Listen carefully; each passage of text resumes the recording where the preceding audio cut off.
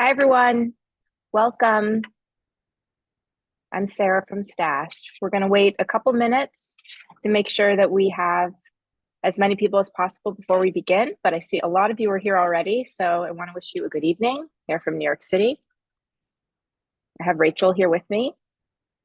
I'll be sure to introduce her properly in just a couple minutes, but wow, a lot of people already, and it hasn't even turned to 7:01. So welcome. Hope you're all having a really nice week.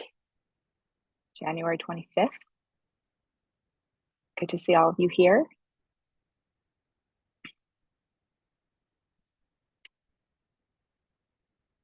All right, Rachel, you ready? Nice big sip of water. Yeah, I know. Getting my throat ready. All right. All right. Well, hi, everyone. I'm so happy to welcome you to this evening's webinar hosted by Stash. I'm Sarah Spagnolo. I'm a managing editor here at Stash. It's my absolute pleasure to have all of you here tonight for this webinar. It's our second webinar this month, our third in 2 months. We've been so thrilled to have such incredible attendance, participation, and engagement, and you're really in for something special tonight. So I hope that you've pulled up a chair and that you're ready for a really unique experience as we talk about achieving your financial goals in 2024. This webinar tonight is part of our Quick Start Your Stash program, which is helping people get started on achieving your financial goals in 2024, the new year. Still is the new year, it's still January. Without further ado, I'm thrilled to introduce our special guest and host for the day, Rachel Lawrence. A little bit of a bio on Rachel. Rachel spent the past 20 years of her life in personal finance, planning, and coaching. First, learning everything about it from the ground up, as she says, from data entry to strategic management, then finding ways to bring it to as many people as possible through technology. In 2007, she got her certified financial planner certification. She also has an accredited investment fiduciary designation. And a few years later, she got a master's degree in personal financial planning. So an incredible expert, and we're so happy to have her here. She's worked in financial planning and technology, and now she runs her own consulting firm, Plan Ventures, where she does projects for companies just like this webinar. On the side, she's into outdoor adventure with her family, and we're so very glad she's here with us today. Thanks again to all of you who are joining us and taking time out of your busy lives to spend 40 minutes here with the team at Stash. Rachel's going to begin this session and her workshop, and then for the second half of the webinar, we're going to take your Q&A. So there's a Q&A button at the bottom of your screen. That's where you'll be able to engage with us throughout the course of the workshop, as well as ask questions. We're going to do our best to get to as many of them as possible here tonight.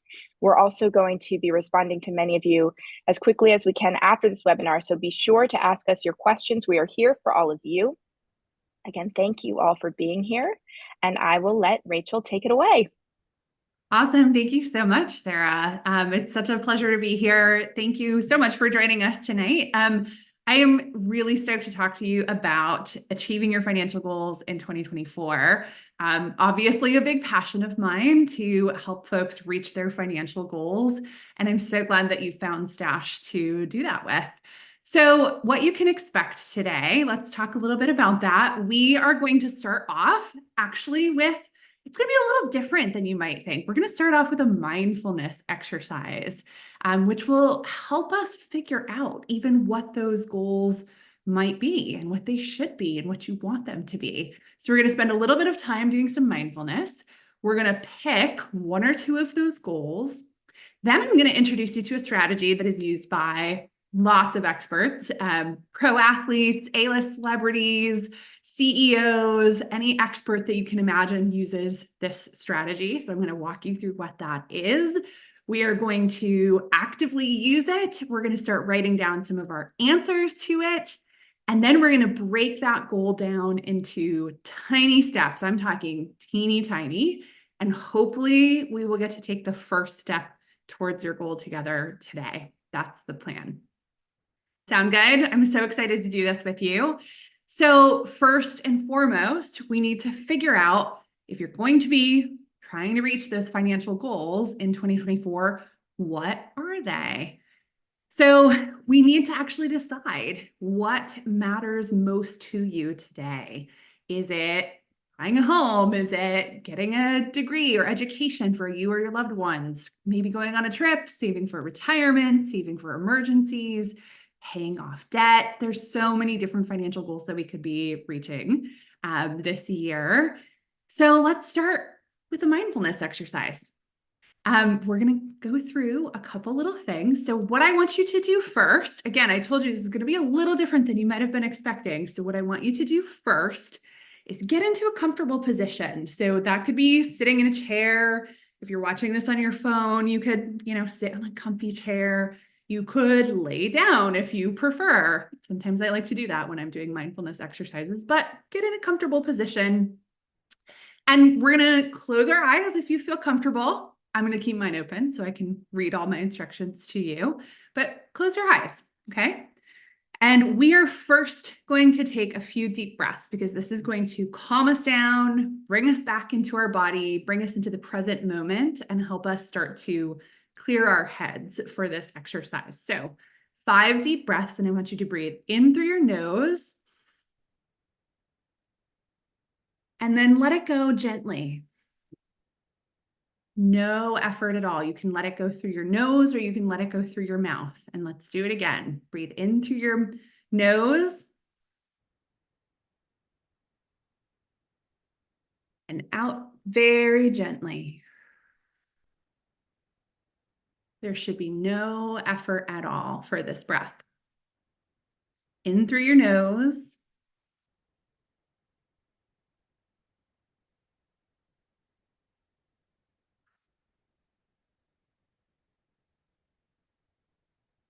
Two more breaths, okay?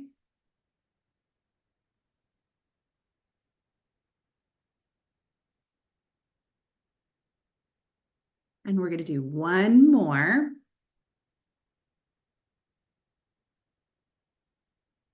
And let that go. Just release everything right now. I even want you to release all the opinions around you. Let's pretend that no other opinions exist but yours. You are the only one whose opinion matters tonight. And I want you to start thinking about this question. What is the most important financial problem or issue? It doesn't have to be a problem. It could be something fun and exciting that you could act on right now, this year. What is the most important financial issue that you could act on this year? You can keep your eyes closed if you like. You can open them. Start thinking. Most important issue. Okay. Again, doesn't have to be a problem. It could be something fun or that builds your stability. Another way to think about this, if this is not bringing anything up right to the surface, is what would you never regret attempting financially, even if you fail? What would you never regret attempting, even if you fail? So let's think about that. Some things probably are bubbling up for you right now. Does anyone want to throw into the Q&A what your thing is? It can be anonymous. You can share your name. What is your top 1 or 2 things that this brings up for you as you're being mindful of yourself? Oh, I love that, Samuel. Yes, increasing income, getting my degree. Ooh, these are great. Buying a house. Paying off debt, big one. We're going to talk about that tonight. Going after investment properties, more paying off debt, getting ready for retirement, for sure. Investing and learning to invest, you're in exactly the right place. Saving for children, emergency funding. Oh my gosh, these are so amazing. Thank you so much for sharing. I love these. Yes, financial freedom, traveling more. Okay, so we have a little bit of an idea, and you can take your time with this, by the way. You can come back to this mindfulness exercise, take a screenshot of it if you like. You can look at the recording of this later, and just come back to it whenever you need to. Sometimes I revisit this exercise 3 or 4 times a year just to make sure that I'm still working on the thing that really matters most to me right now, okay? So let's go ahead and pick. It's time to pick. So I want you to think of all those things that you thought of, and maybe you thought of many. If you could only spend your time on 1 or 2 of them this year, from what you just let me know or wrote down in the chat, let me ask you it this way. What would someone who really loves you and has your best interest in mind tell you to choose? Not even what you're like, obviously you have your own opinion because you just told me that, right? We pretended that no other opinions exist. Now pretend that somebody who really loves you and has your best interest in mind would tell you to choose one of these things. What are they going to tell you to choose? Or if that doesn't feel right for you, that's okay. What is the thing that you are most excited or motivated to do? Because that's half of the battle, right? Is finding the thing that you're really motivated to get done. All right. Have it in mind, right? 1 or 2 things. We're just going to take it one at a time today, because what we want to do is really break this down. I want to show you how to use executive functioning skills to really break it down and make it doable and actually get to your goal and actually achieve your financial goal. So here's the technique that is used by pros, and some of you may have already guessed this, but scientific studies have shown the connection between what we think and imagine and subsequent physical actions that we take. So for example, at the University of Utah, they did MRI scans on brains, and it shows that visualizing an action is just as effective as physical practice. So you can imagine why athletes like Michael Phelps will use this, why folks use visualization as the tool for really reaching their financial goals, because it actually makes you practice doing the goal without needing to go do the goal right away. So what I want you to do is grab a pen and paper, or you can grab something to take notes with. Maybe you're grabbing your phone so you can take notes with that, but start a new note. We want a pen and paper or pencil and paper and a way to write some things down, because we're going to start writing some things down. Okay, you ready? We are going to do this visualization practice together. So here's how we're going to start. I want you to think about that one major goal, or maybe 2, but start with just one of them. Think about that goal that you just decided to try to do this year. And I want you to picture the scene where your goal has been accomplished. It is done. You're traveling more, your company is registered, you've gotten your car, you put your budget together, you paid off your student loans, you learned about investing, whatever your goal was. I want you to picture the scene where your goal has already been accomplished. And I want you to use all 5 senses to really vividly imagine this picture in your head, okay? So first, what do you see? Either around or in front of you?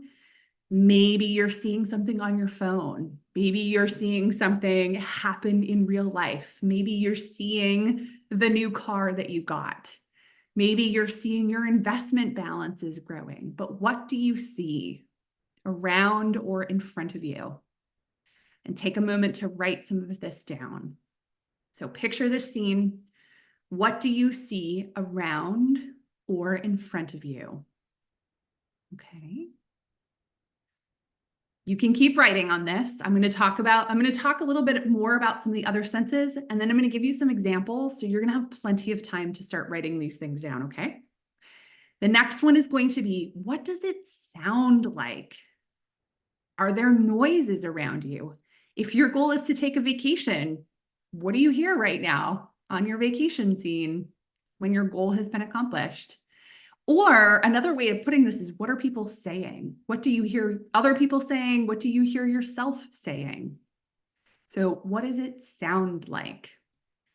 Then you want to think about, what does it physically feel like? Is there any sensation that you're feeling in your physical body? If you've paid off your debt, do you feel like a weight lifted off your shoulders?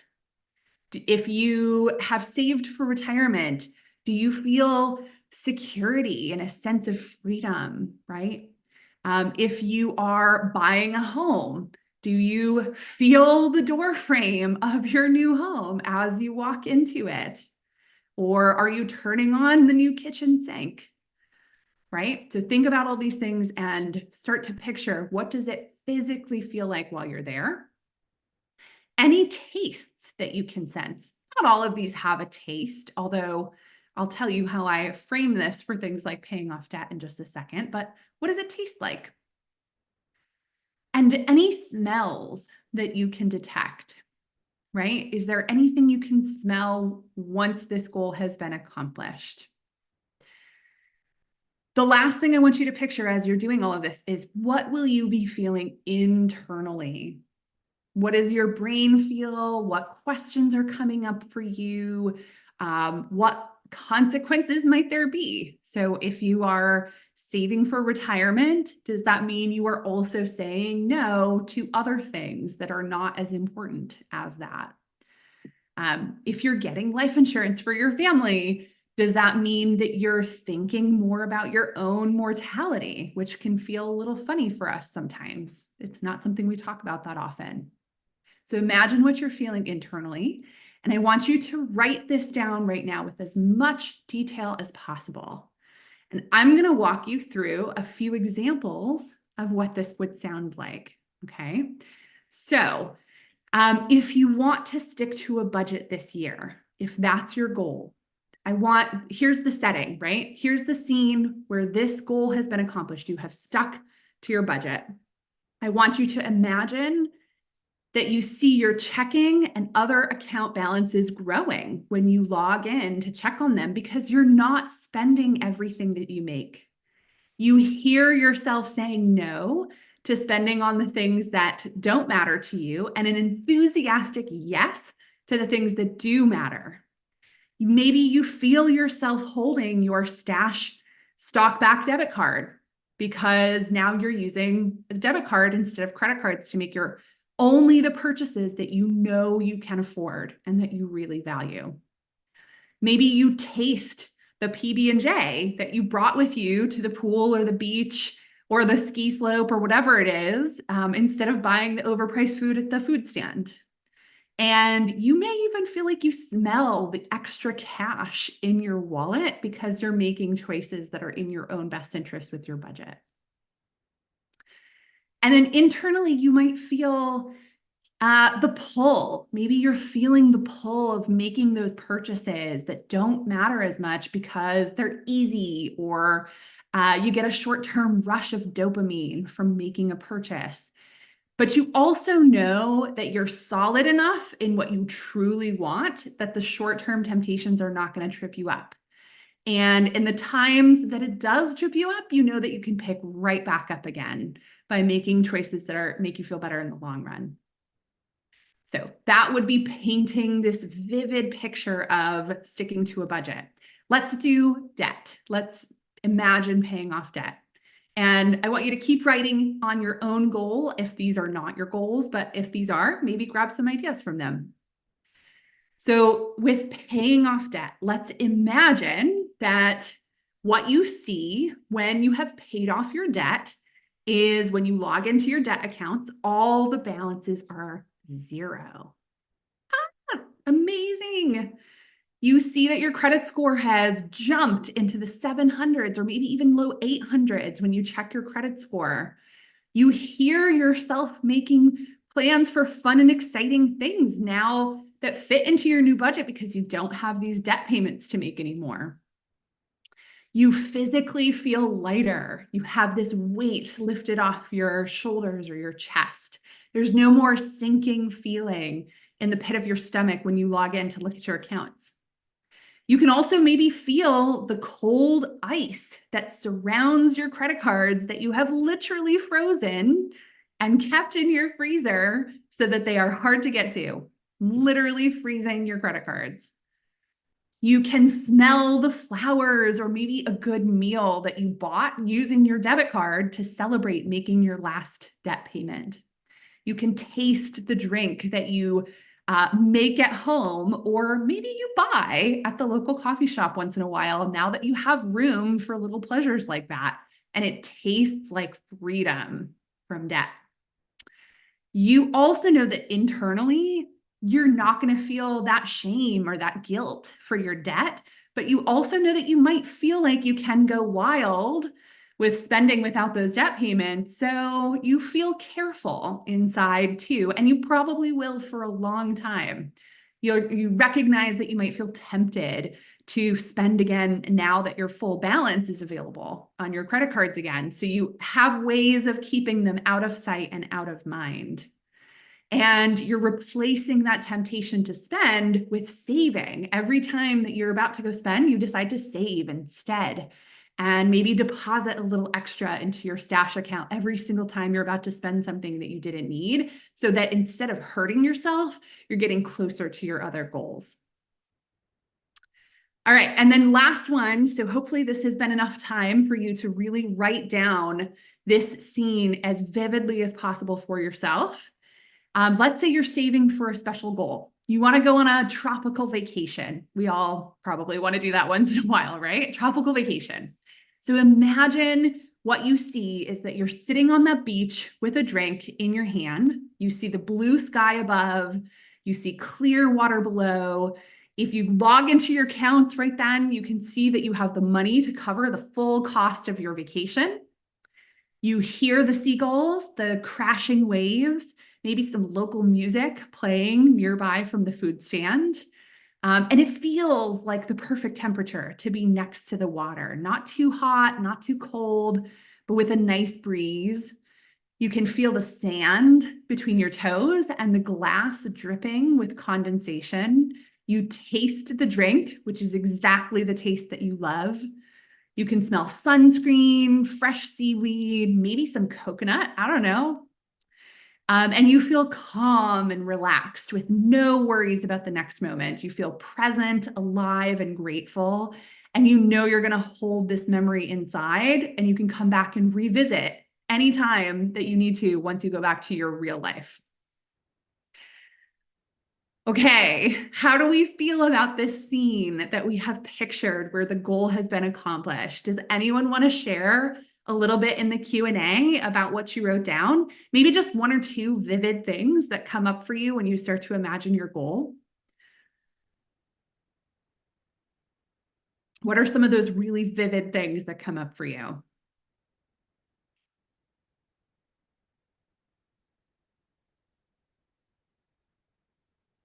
All right.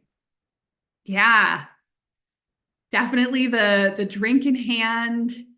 You feel amazing. You feel a sense of pride and accomplishment. Yeah, that sense of satisfaction. You've done it. You've hit it. What else do you see? What is popping up vividly for you when you imagine the scene where your goal has actually been accomplished? Yeah, the new car driving right in, right? Yes. Feeling on top of the world, sunshine on my face, the lightness of my shoulders when the weight of the debt is gone. The smell of jasmine. Oh my gosh, so good. That feeling of a lifelong dream realized. The sigh of relief and the exhale that we can make. Yes. Seeing more and more money in your checking and savings and your stash investment accounts. Yes, absolutely. Oh my goodness, the smell of popcorn, buying something you can pay right away off, fulfillment. Oh my goodness, I love this. Okay, so hold this in your head, all right? Keep this where you can see it and come back to it. Repeat this visualization. We don't want to just do this one time. I want you to imagine this happening over and over. Once, twice, every single day, once or twice a week, whatever works for you. But I want you to keep imagining this over and over. This is the technique that pros use to practice hitting their goals. Okay. And it's not just visualizing it, because we need to then take that visualization and we need to break it down into different steps. So I want you to now come back to this visualization of this goal that you have chosen for yourself. And I want you to just imagine as many of the steps as you can right now. So maybe just start jotting some ideas down. What are some of the steps that you had to take? Imagine the steps that you had to take to get to your goal. It doesn't matter if you get it perfectly right, by the way, and if you forget something, don't worry about it. Just write whatever comes to your mind. So write down, what do you think the steps are to actually hit that goal of yours? Okay. You need to think about tiny little things too that you will do along the way to make sure that you achieve this. So if you want to pay off your debt, I want you to imagine what each one of those steps to pay off the debt might look or feel or sound like. And this is something you can do on your own time too. Take this, flesh out your imagination even more. Use those 5 senses that we talked about. Use every single 5 senses and imagine each step and what it feels like, because you'll actually be practicing it before you go do it. And I want you to write those all down too. You don't have to do it right now, but I want you to come back to this and I want you to do this later, okay? And just update this with more and more steps as you can. So the next step for us is to take this goal and this visualization. You've written down a few of those steps, I'm sure. Let's think about the very first step.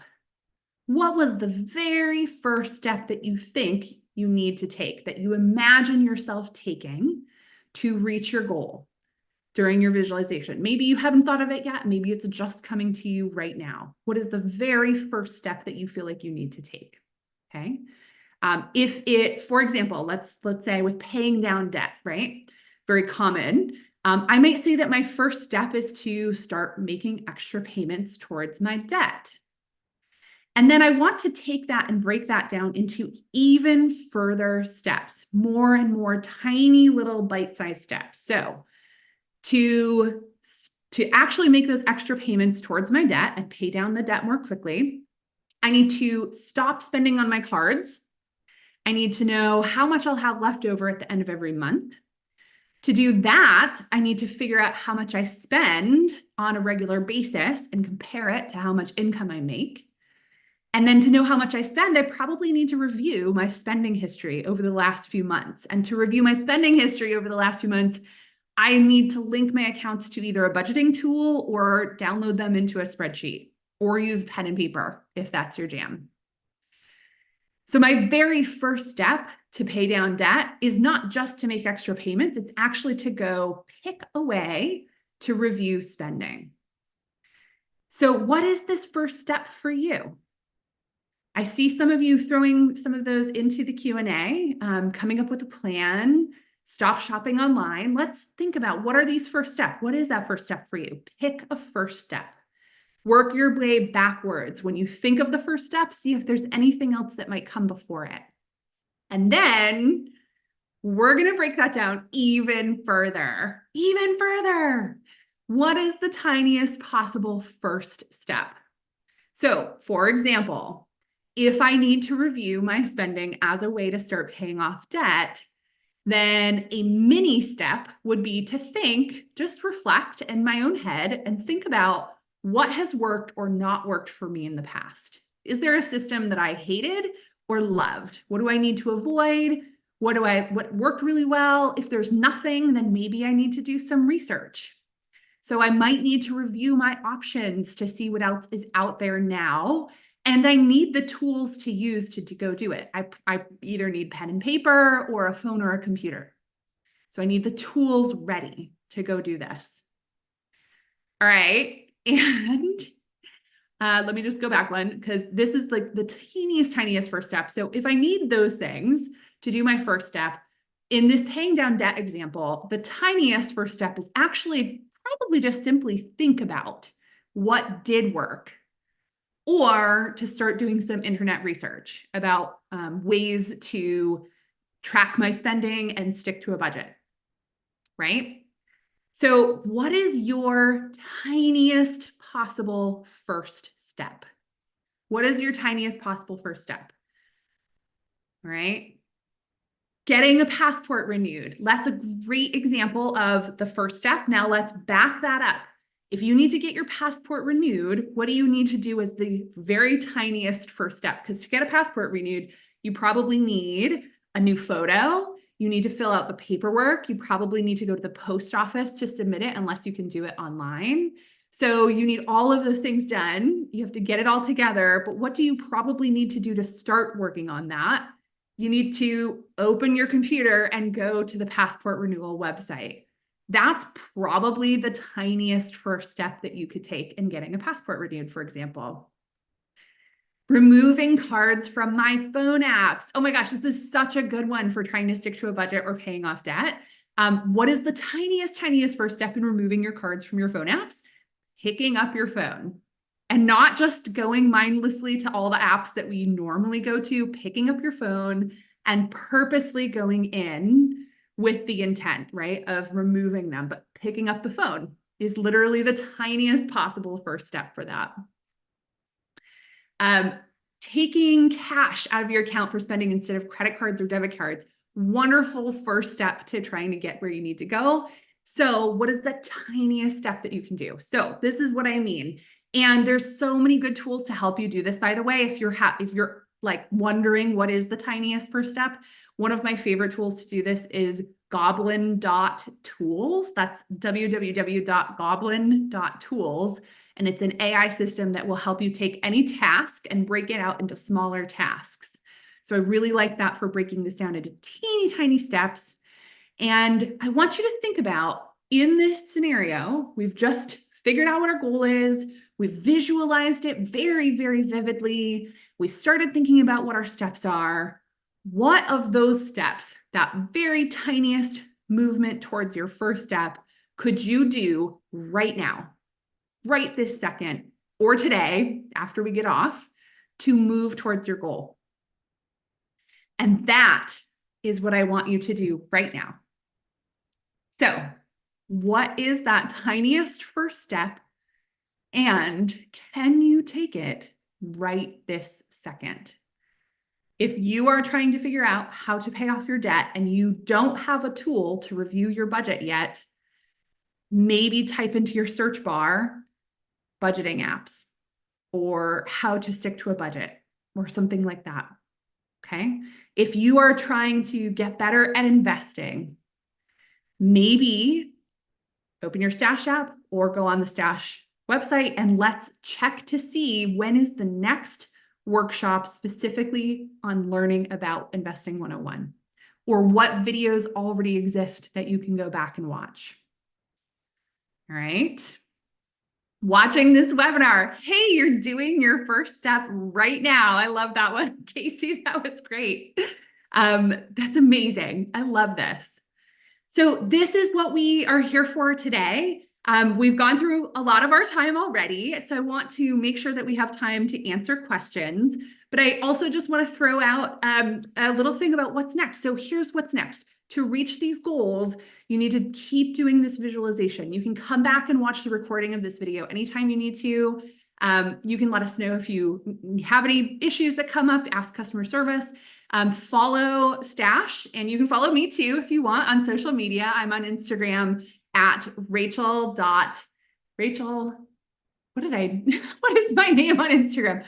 RachelSL.FP. So like financial planning, right? Rachel, RACHEL, SL at .FP. Oh my gosh, I'm totally going to get that wrong. Follow Stash. They just posted it. You can follow along. You can keep going to these workshops. I want you to take this visualization and practice it over and over and over, and keep visualizing those teeny tiny first steps to see exactly what you can get done. But I also want you to just take a second and congratulate yourself for taking that first step tonight. You've already done your first tiny step in achieving your goals in 2024. Thank you, Rachel. And thank you, everyone, for so many incredible participatory comments. I know you couldn't see one another, but we could see all of your comments, and we'll be sure to surface them in a really interesting way. We have a couple questions that I'd love to talk with you about, Rachel, if you have a few minutes from the audience. A first question is, how do I know what financial issue should be most important to me? Yeah, that's a really good question. Okay, so here's how I frame it. There's generally a few things that I would recommend as best practices when it comes to your personal finances. So first and foremost, making sure that you're spending less than you make, right? That's the first step to anything. That's the foundation of all of this. If you're not, then sticking to a budget should be one of the first things that you work on. Lots of ways to do that. The next thing would be to have a little bit of savings available to help you get out and stay out of the debt cycle. So emergency savings.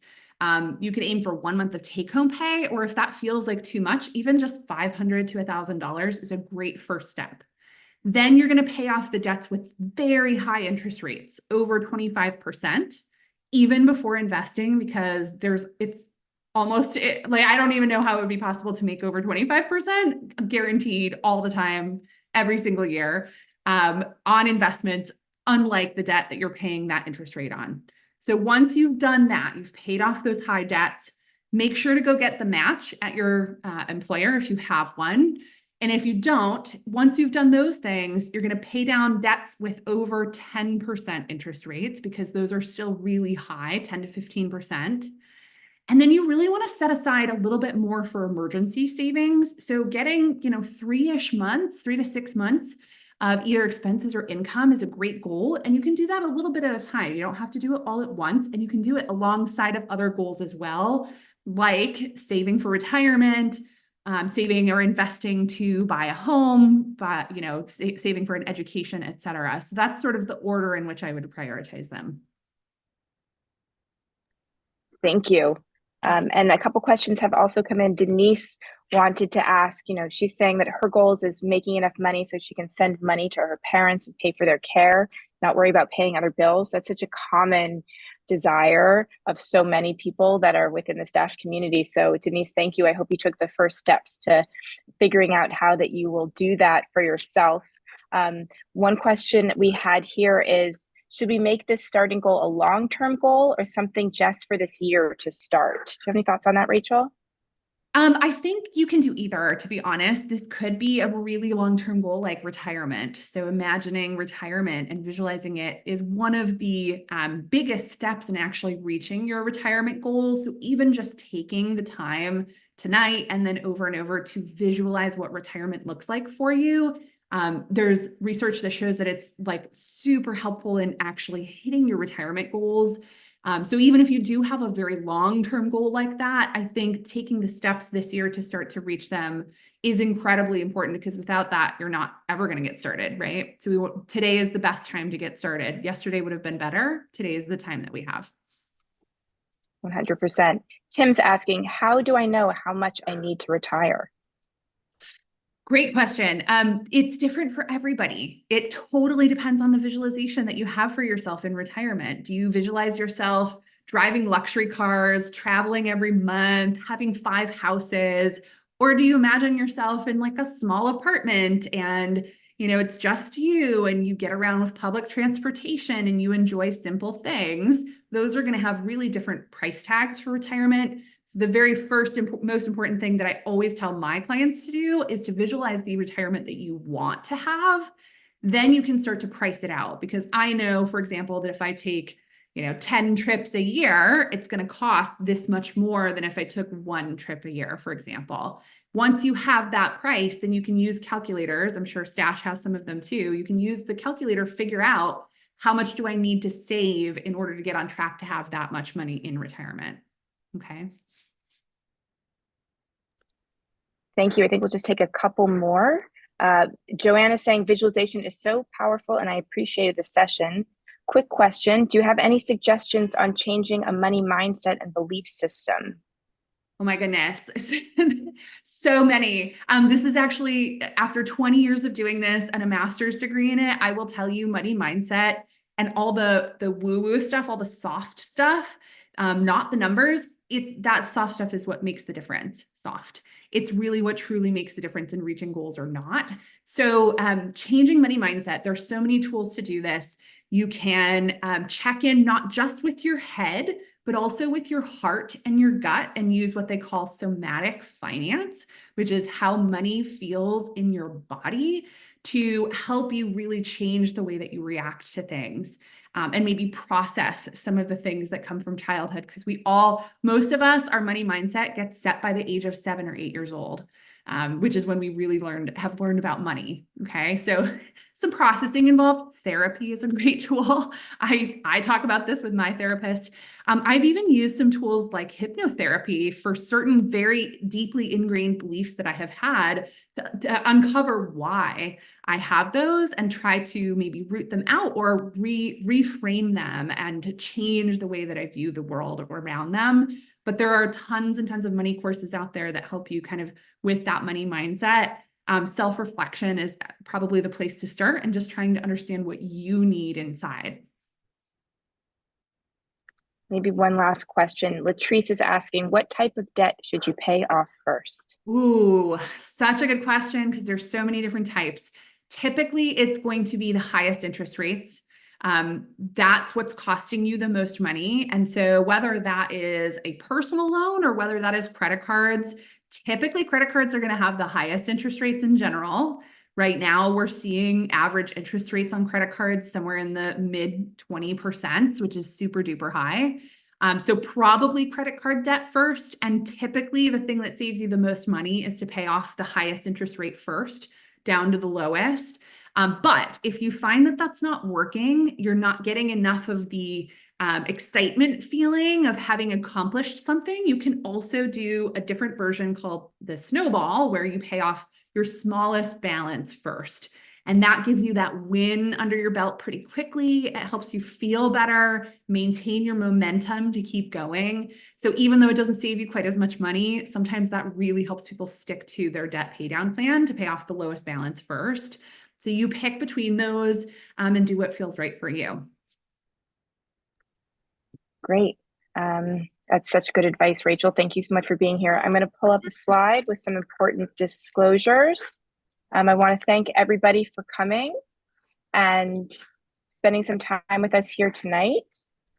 Again, thank you all. We really appreciate you being part of the Stash community.